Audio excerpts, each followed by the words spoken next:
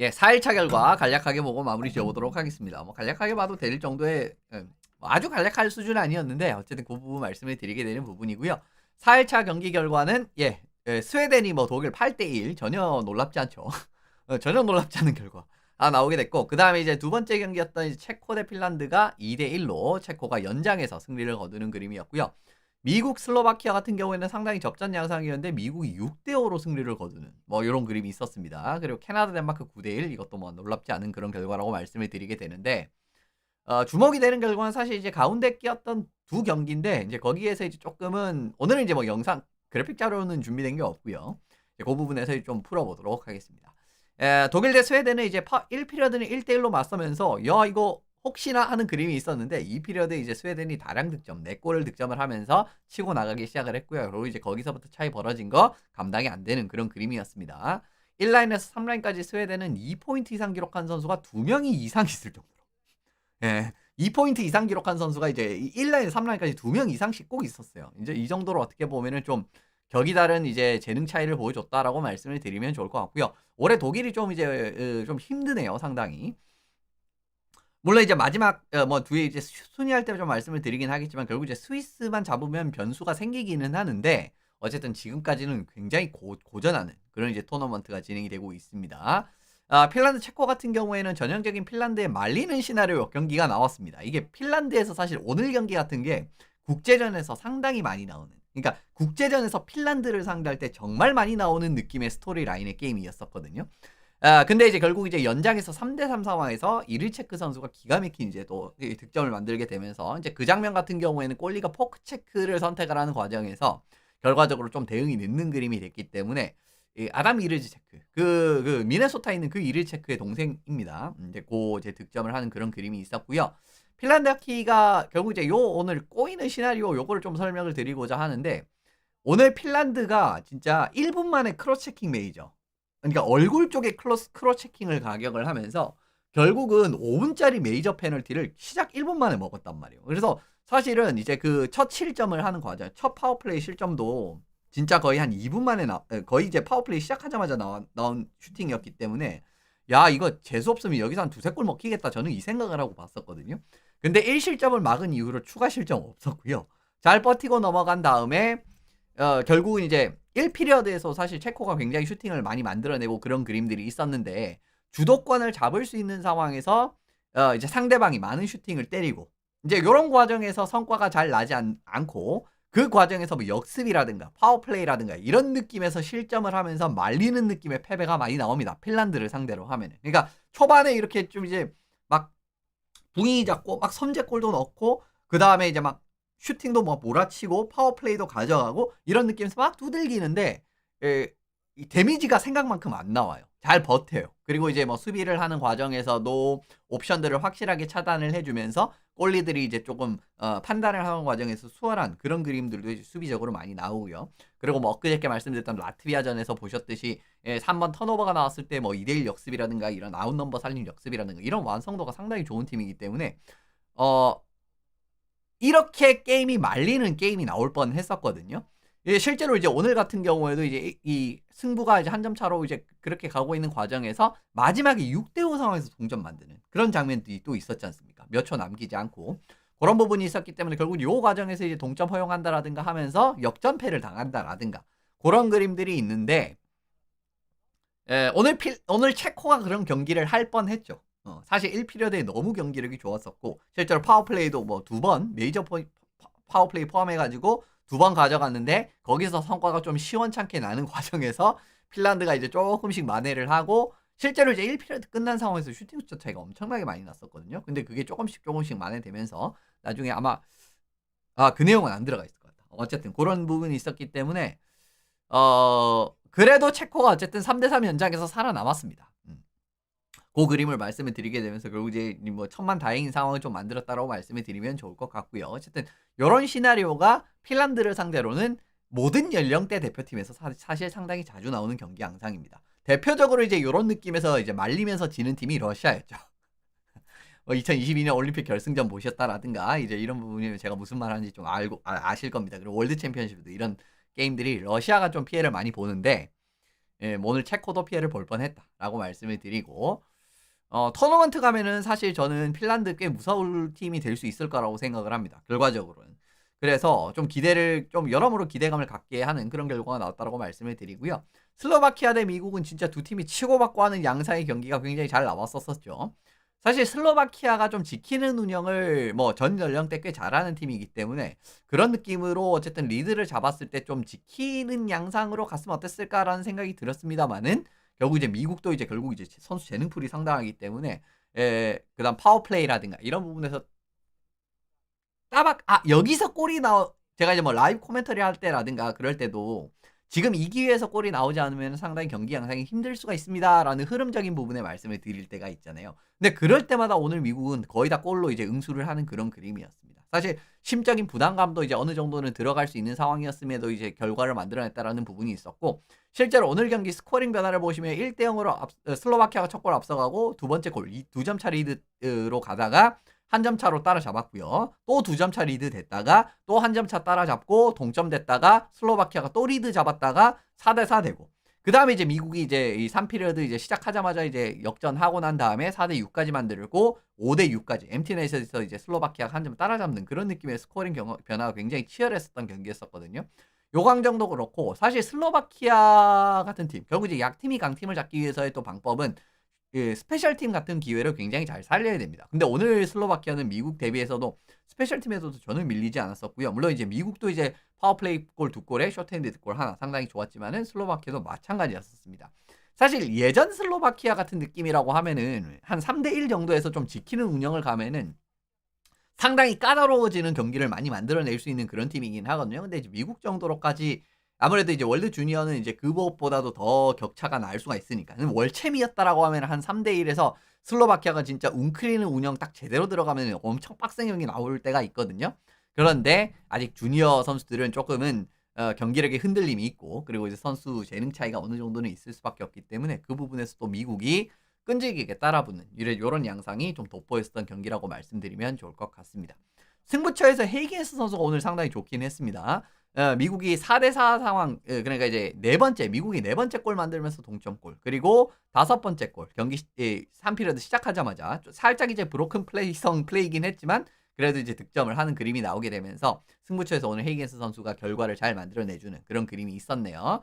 또 하나 슬로바키아 입장에서 아쉬운 점은 젤러스 선수의 골이 자연스러운 스탑 동작으로 인정이 되면서 골이 인정이 됐다라는 부분이었습니다. 사실 어떻게 보면 이제 그거 키킹 모션 아니냐라고 생각을 하실 수가 있는데 정말 눈에 보일 정도로 차는 모션이 있었을 때가 키킹 모션이고요. 이 젤러스 선수의 골처럼 자연스럽게 스탑을 거는 과정에서 이제 딱 맞고 들어가면은 그런 부분은 비디오 판독 이후에 일반적으로 키킹 모션이 인정이 되지 않습니다. 근데 이제 슬로바키아 입장에서는 이제 저게 좀 키킹 모션이라고 인정돼가지고 골이 취소가 됐다라고 하면은 한 점 차가 유지가 됐고 마지막 엠티넷 상황에서 결국 이제 한 점 만회를 했으니까 좀 아쉬울 법한 그런 그림이긴 했었죠. 그래도 어쨌든 이제 미국 입장에서는 좀 걱정이 되는 게 계속 지금 다실점 경기가 이어지고 있다라는 건 좀 걱정이 되는 부분이고요. 물론 스위스전은 1실점으로 끝났지만 지금 이제 독일이라든가 슬로바키아를 상대로도 지금 5골을 허용을 하고 실제로 이제 경기를 리드를 내주는 그림이 양상이 펼쳐지는 그림이 지금 자주 반복이 되고 있단 말입니다. 근데 토너먼트 가가지고 예를 들면 강팀을 상대로 이런 그림이 나왔다라고 하면은 슬로바키아전처럼 쉽게 따라갈 수 있는 그림이 나올 수 있을 거라는 장담은 할 수는 없어요. 이제 그 과정에서 이제 조금은 수비적인 경기를 약간 좀 타이트하게 잡을 필요가 있다라고 일단 말씀을 드리면서 넘어가면 좋을 것 같고요. 슬로바키아는 잘 싸웠지만 어쨌든 좀 결국 승점은 못 땄거든요. 승점 또 빵점이 됐기 때문에 이게 이제 또 나중에 순위표에서 좀 한번 설명을 드리도록 하겠습니다. 캐나다 덴마크는 할 말이 없습니다. 그냥 1피리어드부터 3대 0으로 달아났고 그냥 어저께 라트비아전이랑 비슷한 느낌이었다고 보시면 돼요. 그 핀란드 라트비아전이랑. 그러니까 덴마크 입장에서는 이렇게 이제 위닝 패턴이 한번 끊겨버리면 그냥 뭐 어쩔 수가 없습니다. 이제 그 과정에서 어떻게 보면은 3대 0으로 달아나고 뭐 2피리어드 한 점 추격 당하긴 했지만 이후에 또 이제 바로 2득점 하게 되면서 5대 1로 달아나면서 게임 무난하게 잡는 그림이었기 때문에 캐나다도 어쨌든 뭐 승점은 잘 챙기고 있는 그런 양상이라고 바라보시면 좋을 것 같습니다.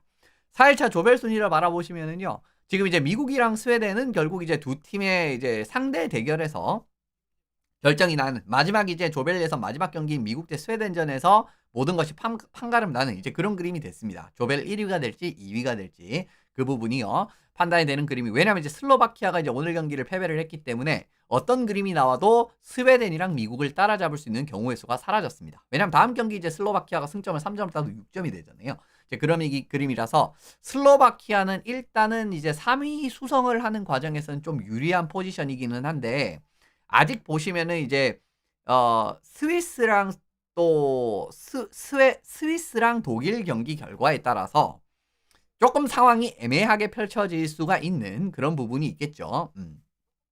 그 부분 일단 말씀을 드리게 되는데 그래도 이제 슬로바키아는 승점 3점을 땄기 때문에 조금 유리한 상황이고 일단 스위스랑 또 독일 이거 아주 중요한 경기입니다. 이것도 아주 중요한 경기고 지금 이제 스위스가 아직 슬로바키아랑 경기를 안 했죠. 그러니까 이제 슬로바키아랑 경기에서 결국은 승점 3점을 따면은 또 이제 또 괜찮은 상황이 나올 수가 있는데 그것도 이제 경우의 수는 이제 뭐 내일 한번 이제 봐야 될 것 같고요. 일단 독일 입장에서는 마지막 스위스전을 무조건 잡아도 이게 좀 잔류가 애매한 상황이 나올 수가 있습니다.